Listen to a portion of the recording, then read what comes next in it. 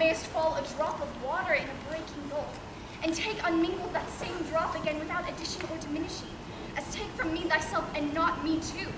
How dearly would it touch me to the quick should thou but hear I were licentious? Wouldst thou not spit at me and spurn at me and hurl the name of husband in my face, and tear the stained skin from my harlot brow, and from my false hand cut the wedding ring and break it with a deep divorcing vow? I know thou canst, and therefore see thou do it. For if we two be one and thou play false, I do digest the poison of thy flesh. Plead you to me, fair dame? I know you not. In Ephesus, I am but 2 hours old, as stringent to your town as to your talk. Hi, brother! How the world has changed with you. When were you wont to use my sister thus? She sent for you by Dromio home to dinner. By Dromio? By me? By thee. Did you converse her with this gentlewoman? I never spake with her in all my life. How can she thus call us by our names? Unless it be by inspiration. Come, sir, I will fasten on this sleeve of thine. Thou art an elm, thy husband, I am behind. To me she speaks. She moves me for her theme. What, was I married to her in a dream? Until I know this sure uncertainty, I'll entertain the offered fact. Romeo, go bid the servants spread for dinner. Over my beads! I cross me for a sinner. If we deny them not, this will ensue. They'll suck our breath or pinch us black and blue. Why preachest thou to thyself and answerest not?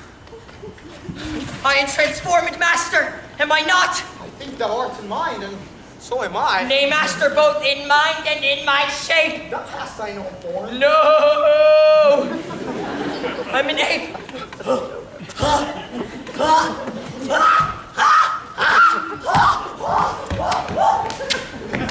If thou art changed to aught, 'tis to an ass.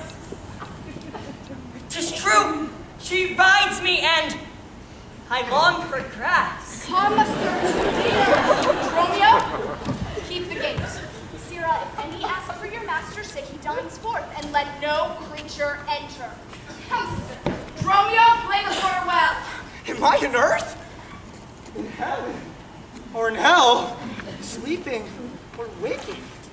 Mad or well advised? Master, shall I be porter at the gate? I and let none enter lest I break your fate. Come, Antipholus, we dine too late.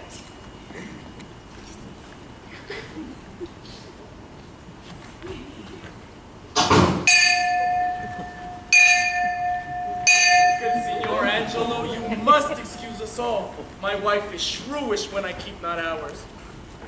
Say that I linger with you at your shop to see the making of her necklace. But here's a villain that would face me down who met me on the mart today, and that I beat him and charged him with 1,000 marks in gold. Say what you will, but I know what I know. That you beat me at the mart, I have your hand to show. Thou art an ass. Mary, so down by the wrongs I suffer and the blows I bear. You're sad, Signor Balthazar. Pray God our cheer may answer my goodwill and your good welcome here. I hold your dainties cheap, sir, but your welcome, dear. Oh, Signor Balthazar, either at flesh or fish, a table full of welcome makes scarce one dainty dish. But good meat is common, sir, that every churl affords. And welcome more common, for that's nothing but words.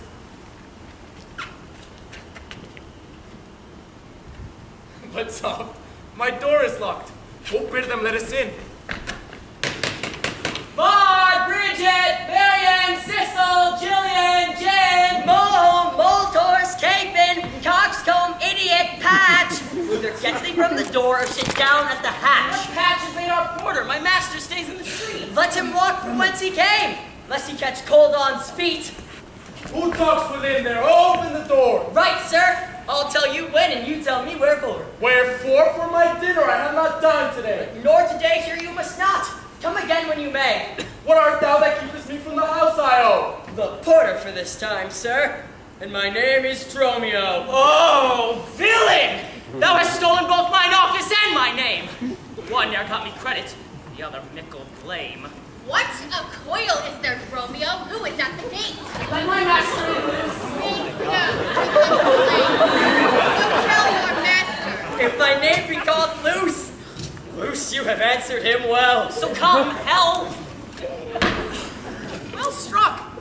There was blow for blow. Now, baggage, let me in. Can you tell for whose sake? Master, knock the door hard! Let him knock till it's 8. Who is that at the door that keeps all this noise? By my troth, your town is troubled with unruly boys! Are you there, wife? You might have come before. Your wife's surname? Go get you from the door. Here's neither cheer, sir, nor welcome. We would fain have either. In debating which was best, we shall part with neither. Go fetch me something. I'll break open the gate. Break any break in here, and I'll break your knave's pate! Oh, here's too much. Out upon thee, I pray thee, let me in. When fowls have no feather and fish have no fin. Well, I'll break it. Go borrow me a crow. The crow without feather? Master, mean you so? For a fish without fin, there's a fowl without feather. Oh, if the crow help us, Saint Sirrah, we'll pluck a crow together. Go get thee gone. Fetch me an iron crow. Have patience, sir. But let it not be so. Oh, doubt not, sir, for she will well excuse why at this time the doors are made against you. Be ruled by me. Depart in patience, and let us the tiger on to dinner. If by strong hand you offer to break in during this stirring passage of day, a vulgar comment will be made. Thou hast prevailed. I will depart in quiet. And, in despite of mirth, mean to be merry. I know a wench of excellent discourse, pretty and witty, wild and yet too gentle. There will we dine. Get you home and fetch the chain.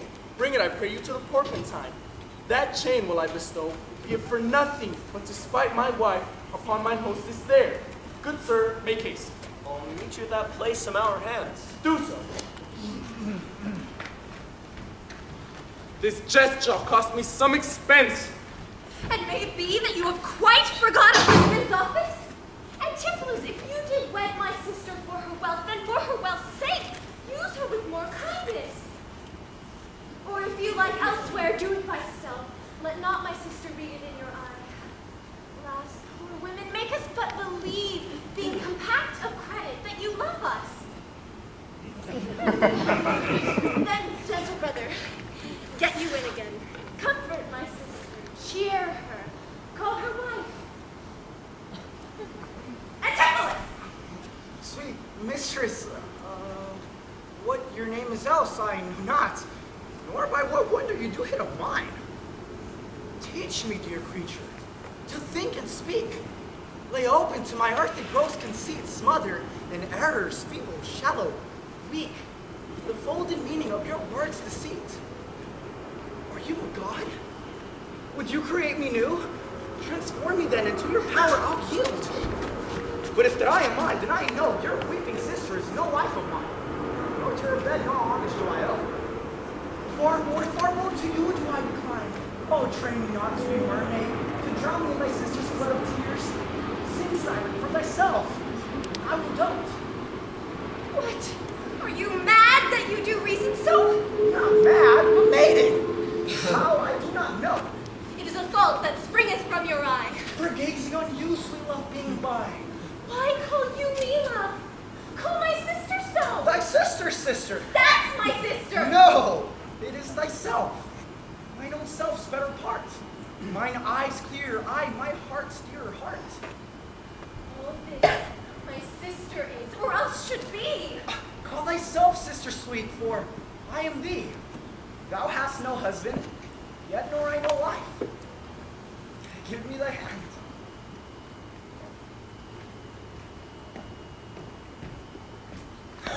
Stop, sir. Hold you still. I'll fetch my sister to get her goodwill. Well, how now, Dromio? Do you know me, sir? Am I Dromio? Am I your man? Am I myself? Thou art Dromio, thou art my man, thou art thyself. I'm an ass. I'm a woman's man, besides myself. What woman's man, and how besides thyself? Marry, sir, besides myself, I am due to a woman. One that claims me, one that haunts me, one that will have me. What claim may she to thee? Marry, sir, such a claim as you would lay to your horse. She would have me as a beast, Not that I, being a beast, she would have me, but that she, being a very beastly creature, lays claim to me. What is she? Marry, sir, she's the kitchen wench and all grease. I know not what you put her to, but to make a lamp of her and to run from her by her own light. I warrant her rags and the tallow in them will burn a Poland winter. If she lives till doomsday, she'll burn a week longer than the whole world. Now, sir, but her name in 3/4, that's an L, and 3/4 will not measure her from hip to hip. Then she bears some breath. No longer from head to foot than from hip to hip.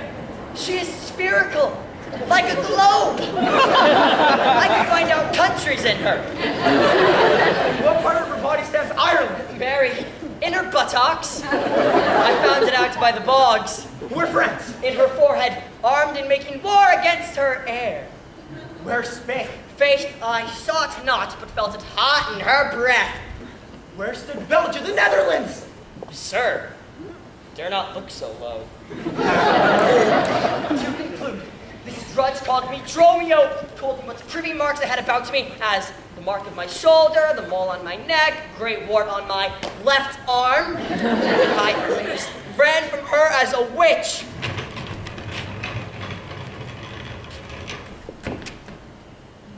I will not harbor in this town tonight. If any ship put forth, go to the mart. If everyone knows us and we know none, this time I think to pack, trudge, and be gone. As from a bear a man would run for life, so fly I from her that would be my wife. There's none but witches doing havoc here. She that doth call me husband, even my soul for a wife abhor. And her fair sister hath almost made me traitor to myself. But lest myself be guilty to self-wrong, I'll stop mine ears against the mermaid song. Ah, Master Antipholus. That's my name? I know it well, sir. Lo, here is the chain. I thought to have taken you at the Porpentone. What does your wife shall do with this? What please yourself, sir, I've made it for you. Made it for me, sir, I bespoke it not. Not once, nor twice, but 20 times you have. Go home with it and please your wife withal. And soon at supper time I'll visit you, and then receive my money for the chain. I pray, sir, receive your money now, for fear you never see chain nor money more. Ah, you are a merry man, sir. Fare you well. What should I think of this? I cannot tell. But here I see there's no man is so vain that would fear so fair enough for chain. I see a man who needs not live by shifts, when in the streets he meets such golden gifts. I'll to the mart. Therefore Dromio stay. If any ship put out, then straight away. You know, since Pentecost summer's due, since I am not much important to you, nor now I had not, but that I am bound to Persia and want guilders for my voyage. Therefore, make present satisfaction, or I'll attack you by this officer. Even just the sum that I do owe to you is coming to me by Antipholus. And in that instant that I met with you, he had of me a chain at 5 o'clock. I shall receive the money for the same. See where he comes. While I go to the goldsmith's house, go thou and buy a rope's end. That will I bestow among my wife and her confederates for locking me out of my doors today. But soft, I see the goldsmith. Get thee gone, buy thou a rope, and bring it home to me. I'd buy £1,000 a year. I'd buy a rope. I might as well hope butler trust to you. I promised your presence and the chain, but neither chain nor goldsmith came to me. Yeah, saving your merry humor. Here's a note. How much your chain weighs to the utmost care, which doth amount to 3 odd ducats more than I stand indebted to this gentleman. I pray you, sir,